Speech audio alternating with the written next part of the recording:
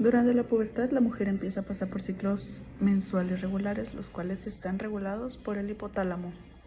La hormona liberadora de gonadotropina actúa sobre la adenohipófisis, y las cuales a su vez segregan gonadotropinas, y estas hormonas junto con la hormona estimuladora de los folículos y la hormona luteinizante estimulan y controlan los cambios en los ciclos ováricos.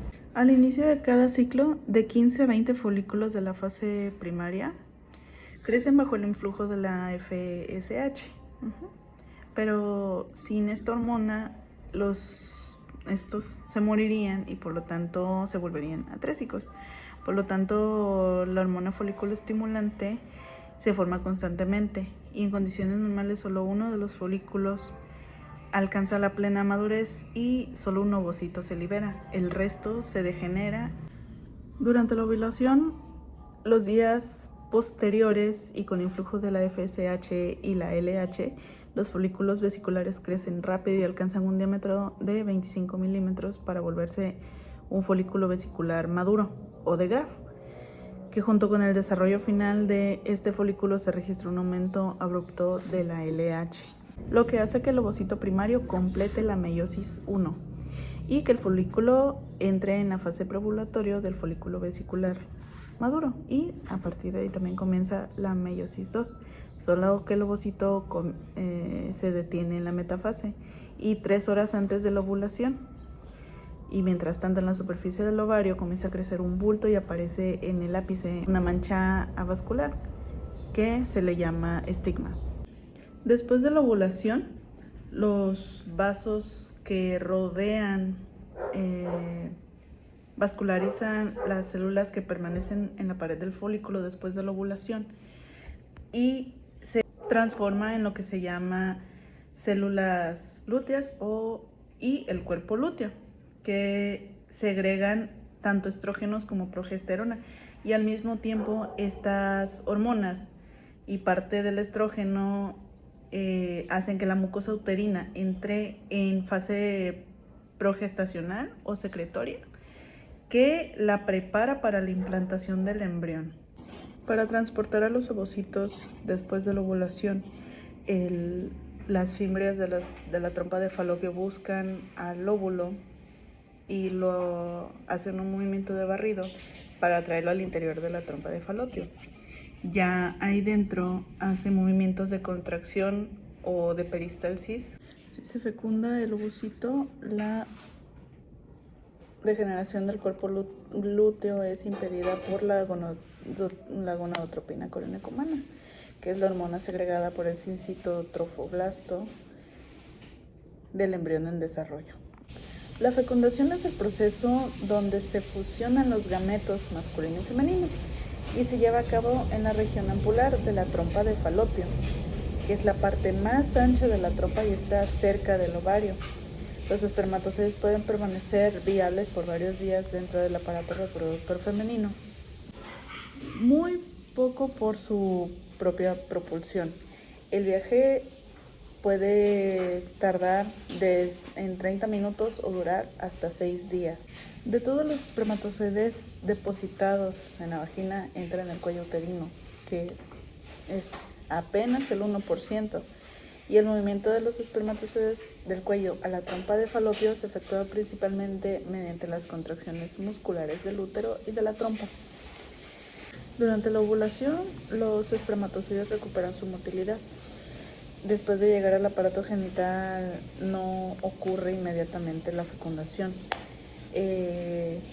A lo mejor puede ser probablemente por los quimioatrayentes que generan las células del cúmulo que rodean al óvulo y nadan hacia la ampolla, que es ahí donde suele ocurrir la fecundación. Los espermatozoides no pueden llegar a fecundar el ovocito inmediatamente después de llegar al aparato genital, donde experimentan un proceso que se llama, 1 es de capacitación y 2 de reacción acrosómica, en el cual la capacitación es el acondicionamiento del tracto reproductor femenino, en el que se tarda aproximadamente 7 horas.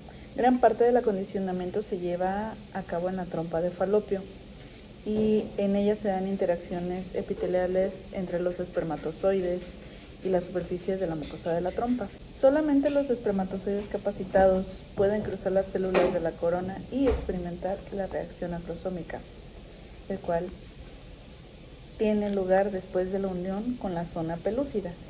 Está inducida por las proteínas de la zona y esta reacción culmina o termina en la liberación de enzimas necesarias para penetrar la zona pelúcida, y entre las fases de la fecundación son la fase 1, que es la penetración de la zona radiada, la fase 2, penetración de la zona pelúcida, y la fase 3, que es la fusión entre las membranas celulares del ovocito y del espermatozoide.